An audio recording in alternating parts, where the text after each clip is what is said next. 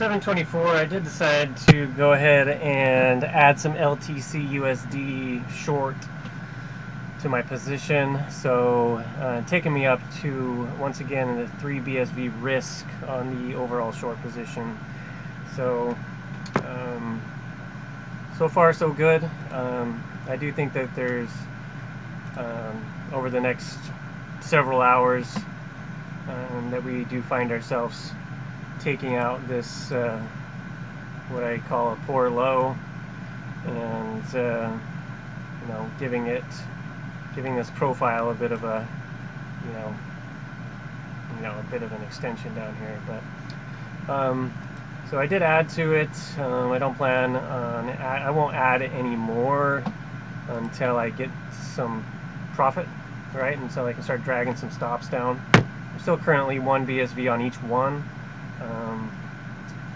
And so, as you know, if these end up going more and more into profit, and then of course I can consider adding other ones. But for now, that's where I'm at and what I'm doing. So did add a short LTC position. So another thing I was just thinking about, it's kind of important, I think, when it comes to trading, to understand that I'm not really in the game of trying to predict the direction. Like I honestly don't know if this is going to go up or down. I just like to pick spots where I think the odds are in my favor that it may pause there, or if it was going to reverse, that might be a good place to put some risk on. So I want to get in, and if it ends up going down, great, and then ideally I'm making more than I'm risking. But it's just a game of trying to put the odds in your favor and win more than you lose. Not win more than you lose, but win more money than you lose. So I don't care if it goes up or down. I'll take long or short, as long as I can get into a spot where the risk is low versus the potential win. So it could easily just as go up here as it could go down, right? But I knew that there was a high probability that we would find some resistance up here.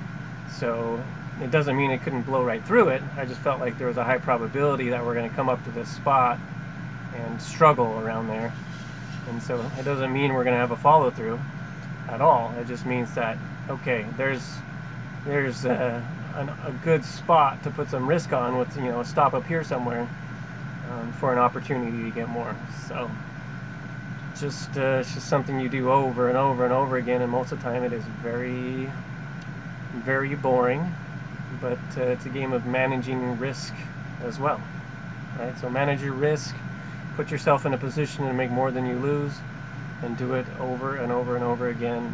And yeah, that's that. So I'll pause this video and see if I do anything else, as the day ends for me. But I'll pause the video for now. Okay, it's 8:54 now. Just gonna do a kind of final wrap up before I head down for the night. But probably won't be adding anything else. In fact, I'll probably drag my stops down just a little bit here. So let's see. Let's take a half of a Bitcoin off. Lower my stops down just a little bit. So that should give me. So I have about a half of BSV that that I can use to add more risk. So if things really start chugging and we start getting down here and it's looking like we're going to continue lower.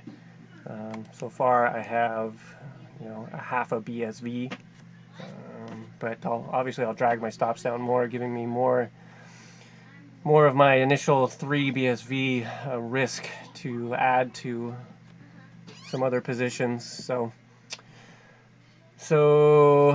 yeah, so current risk is 2.5 BSV on my shorts. Currently up on it, but I'm looking for this thing to slowly make its way down lower, hopefully overnight and into the next day. But yeah, it's a game of patience. It's a game of waiting and honestly, mostly waiting. So pretty much that's what you do. You know, you're clicking buttons for about 5 seconds combined, and then you're really just sitting here waiting most of the time for something to happen. But yeah, that's where we're at. So far, so good. I got my 3 BSV. I got 2.5 BSV at risk, as I'm calling it a night here soon. I will continue to drag my stops down, and I may continue to add. The thing that I've been looking at for an add might be I might add some BCH. I might add some BCH if I'm given an opportunity to add, but I just like I mean, a lot of times I'm looking at correlations. So I don't love this. How do I get this over here? Can't get it to move over, but basically what I'm getting at is, since I'm basing most of my decisions off of the movements of BTC, since pretty much everything follows BTC. So, you know, obviously I'm putting most weight on the chart of BTC. So if I'm adding to something that's not, if I'm adding a different altcoin that's not BTC, then I want it to be pretty highly correlated to BTC. So I want it, ideally it pretty much follows BTC most of the time. So Ether pretty much follows BTC, Litecoin pretty much follows BTC, Bitcoin Cash pretty much follows BTC.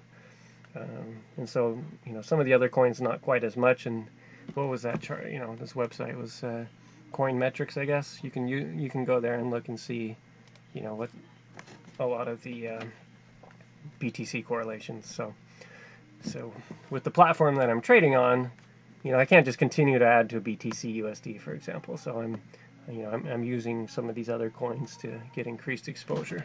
So anyways, that's that. So Sol, by the way, is not super correlated to BTC, so I may not use that one too much, at least right now, but I've had some good moves with that one. But anyways, I'm calling it a night. Hopefully I'm waking up to something that I continue to add to. So that's it.